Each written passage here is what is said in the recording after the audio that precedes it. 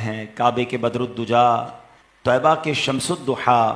صلی اللہ تعالی علیہ وسلم کا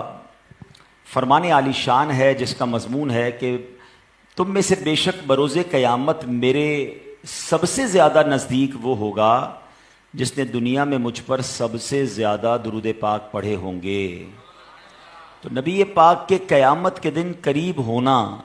یہ کتنا ضروری بھی ہے اور کتنا بڑا انعام بھی ہے، کیونکہ قیامت کے دن وہ ہستی جس کی سنی جائے گی، جس کی بات مانی جائے گی، جس کی شفاعت قبول کی جائے گی، جو اس مشکل میں امتیوں کا ساتھ دے سکیں گے، وہ صرف اور صرف جناب رسول اللہ صلی اللہ تعالی علیہ وسلم ہیں۔ قیامت کے دن تو ایسا بھی ہوگا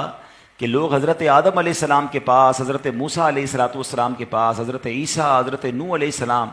حضرت ابراہیم خلیل اللہ علیہ نبینا علیہ السلام سب کے پاس جائیں گے اور کہیں گے ہماری مدد کیجئے،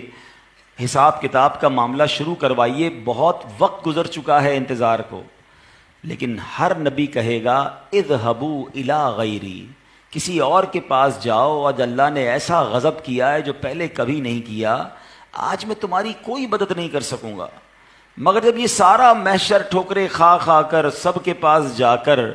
جناب رسول اللہ صلی اللہ علیہ وسلم کے پاس پہنچیں گے تو میرے آقا یہ نہیں فرمائیں گے اذهبوا الی غیری، نبی پاک فرمائیں گے انا لہا انا صاحبکم، اے میرے غلاموں میں آج تمہارے لیے ہوں، آج میں تمہاری مدد کروں گا۔ اور پھر نبی پاک اللہ کی بارگاہ میں سجدہ کریں گے، اور ایسا سجدہ کریں گے کہ اس کے بعد ارشاد ہوگا رب کی طرف سے یا محمد ارفع راسک، اے محمد صلی اللہ علیہ وسلم اپنا سر اٹھائیے، سوال کیجئے پورا کیا جائے گا، شفاعت کیجئے قبول کی جائے گی۔ اور پھر جناب رسول اللہ علیہ السلام شفاعت کریں گے۔ اب آپ ذرا سوچئے کہ ان تمام کلیمٹیز اور پرابلم میں جو شخصیت کام آنے والی ہے، اگر مجھ جیسا گناہگار ان کے قریب ہو گیا تو پھر تو کام آسان ہو جائے گا۔ یقیناً پیاس لگے گی مگر آقا جام کوثر عطا فرمائیں گے، یقیناً جناب اعمال نامے کھلیں گے مگر نبی پاک اپنے کرم سے گناہگاروں کے پلڑے بھاری کر رہے ہوں گے، یقیناً پل صراط سے گزرنا ہوگا مگر رب سلم کی صدائیں لگا کر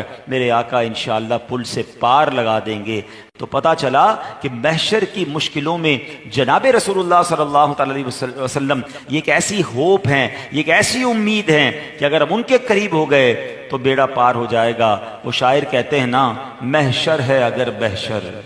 کس بات کا ہم کو ڈر، محشر ہے اگر محشر کس بات کا ہم کو ڈر، ہم جن کے ثنا خواں ہیں وہ بھی تو وہاں ہوں گے۔ تو اگر نبی پاک کے قریب ہوں گے، درود پڑھتے ہوئے زندگی گزری ہوگی، سنتوں کے مطابق زندگی گزری ہوگی تو انشاءاللہ ضرور شفاعت کی جائے گی۔ اچھا، یہ جو محشر کے دن لوگ الگ الگ نبیوں کے پاس جائیں گے اور آخر میں جناب رسول اللہ علیہ السلام کے پاس آئیں گے، اس پورے منظر کو سیدی اعلیٰ حضرت نے بڑے پیارے انداز میں بیان کیا۔ اعلیٰ حضرت فرماتے ہیں